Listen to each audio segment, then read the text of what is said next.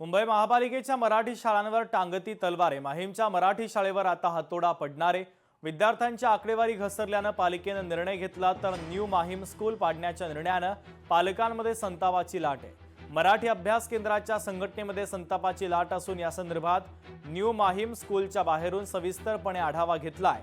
लोकशाही मराठीचे प्रतिनिधी भूषण शिंदे यांनी पाहुयात।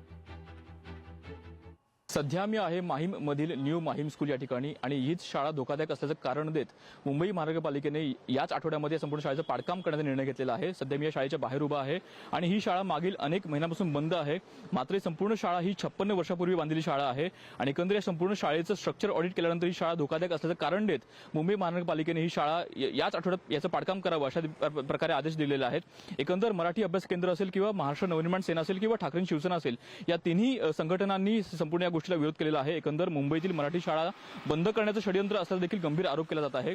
त्यासोबतच आगामी पालिका निवडणुकीच्या अनुषंगाने संपूर्ण जो जी शाळांची जागा आहे त्या जागेवरती कुठेतरी बिल्डर लॉबी देखील काम करत आहे असा देखील गंभीर आरोप केला जात आहे। त्यामुळे येत्या काळामध्ये पालिका निवडणुकीच्या अनुषंगाने हे संपूर्ण विषय हा संपूर्ण प्रकरण नेमकं कोणत्या दिशेने जातं हे पाहणं अत्यंत महत्त्वाचं असणार आहे। मात्र या संपूर्ण गोष्टीमुळे कुठेतरी राजकीय चिखलफेक देखील होताना आपल्याला पाहायला मिळणार आहे। कॅमेरा प्रतीकसह भूषण शिंदे, लोकशाही मराठी, मुंबई।